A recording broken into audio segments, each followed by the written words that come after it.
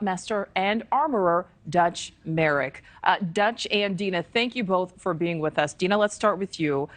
Baldwin has been pretty public about his side, but these charges that will be coming suggest otherwise. What are the chances that this ultimately goes to trial? I mean, I think it's likely. They still have to have a preliminary hearing where they will have to convince a judge that they have probable cause, enough evidence, basically, to move forward to trial. That will be a mini trial, and we'll get to see much more of what the prosecution evidence is against him, as well as Alec Baldwin and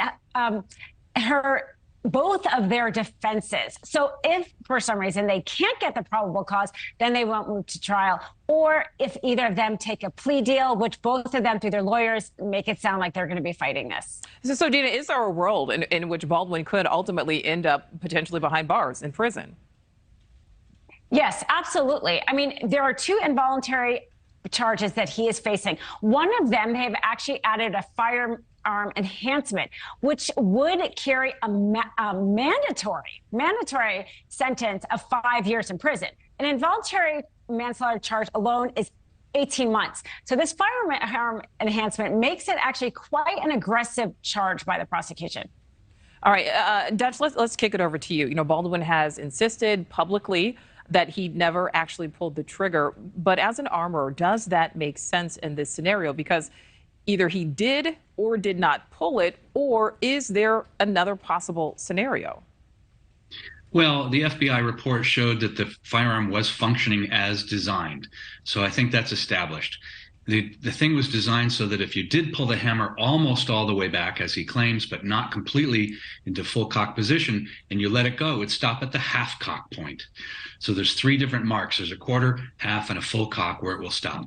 So when we look at the video of the rehearsal that happened before lunch, he pulls the gun out and he has his finger on the trigger in that rehearsal. That leads one to believe he likely had his finger on the trigger and maybe doesn't remember. But that gun should not have been able to fire without a finger on the trigger, moving all the stops, freeing that hammer from hitting the primer and firing that round. So, Dina, I want to talk to you about Baldwin's public comments. You know, he's certainly given, interviews up to this point. I mean, does that hurt or help him, do you think? I think to your point that you just discussed, probably the one statement that will hurt him is his assertion that he didn't pull the trigger. We have the FBI investigation say that it was conclusive, that it pulled the trigger. They might have the battle of experts if they go to trial. But essentially, he seemed to be admitting there that he shouldn't have pulled the trigger, right? And if they can show that he did indeed point the gun and pull the trigger, that seems to rise to the level of negligence, which is what they need to show here, that he was criminally negligent in part by pointing the gun and pulling a trigger.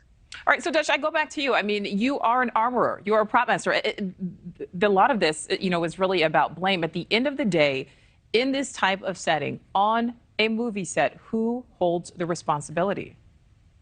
This was a chain of events, and so many people have a piece of this pie that they're responsible for. In the workshops that I conduct with film professionals, we discuss the Rust tragedy at length. We point out 35 different failings. And in the end, I ask the participants in the workshop, okay, with all these failings and all these hands, who's responsible? And we pull out the dry erase board and we write out, and usually they get to about 10 different names. And that's all the way from the producer at the top in their hiring to the guy that supplied the actual live rounds to the set, all the way down through the prop master, the armorer, the first AD who inserted himself in the process between the armorer and the actor. Unheard of, really unconscionable. So it doesn't all lie on Alec Baldwin's shoulders or even him and the armor. There's a lot of people it took to have failings all along the food chain to get to this fatality. Dutch, last question. Is this the end of Baldwin's career, regardless of what ultimately happens?